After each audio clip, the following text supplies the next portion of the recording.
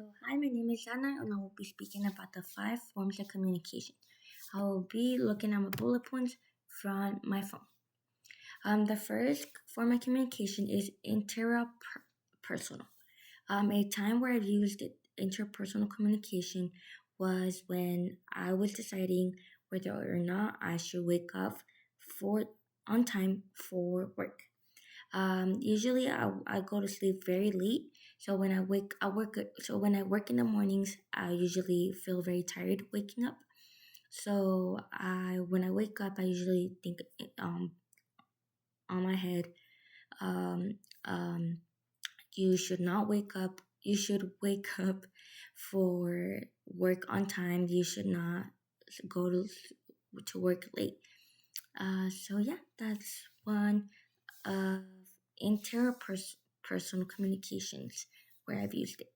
Now for intrapersonal, um, there was a conflict one time. It was on a Thursday night at work where I had a conflict with my coworker where she wanted me to clean things that weren't supposed to be my job, and she got mad at me because she wanted me to do those, but it wasn't my job because I had already finished all of my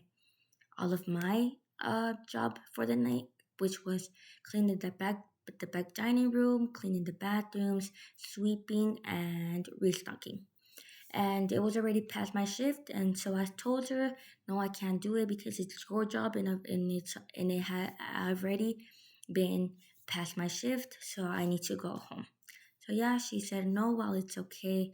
I'm gonna have to do it on my own," because also she wanted to leave early, but she wasn't done yet finishing her stuff, so she wanted me to do it, but I told her no. So that's where the conflict started. But at the end, we spoke it out and we fixed it, and she ended up doing her part, and I did my part, and we were okay. So now for the third form of communication is public communication. The speech I saw was from TED Talk, and it was called Talk for the Digital Age. The delivery of the speech was pretty good. The guy speaking was very clear on his point, which was he cared more about the digital viewers than rather than more the present viewers that were with him. Um, and the audience was, even though the guy speaking said that, the audience was very engaged with him because since the speech was more about the digital life, the audience understood that his points were more for the digital people that were online. And there was a part where he made a question and all the audience answered all together, and so that was where the part where the audience was very engaged. Some of his weaknesses were that he was trying to speak very fast to get over the speech, and some of his strengths even though he was speaking very fast, his speech was very clear and he was getting on the points that he wanted to be on. So, and now for the fourth form of communication would be mass communication. I saw a viral video on TikTok where it was a song. It was a romantic song, and it was two couples. Like it was a couple where the man, while the song played, the man grabbed the girlfriend and put on his shoulder, and that TikTok video very viral, and it was trending around many accounts.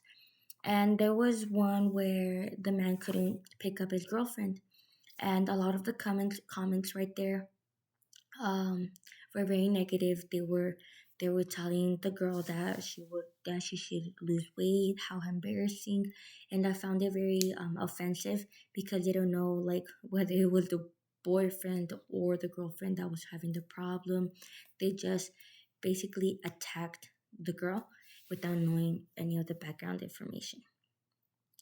Yeah, so cyberbullying took place in in that part of the video where the boyfriend couldn't pick up her girlfriend, but she was getting attacked on instead of the boyfriend, which I found it very ironic because they don't know the background information.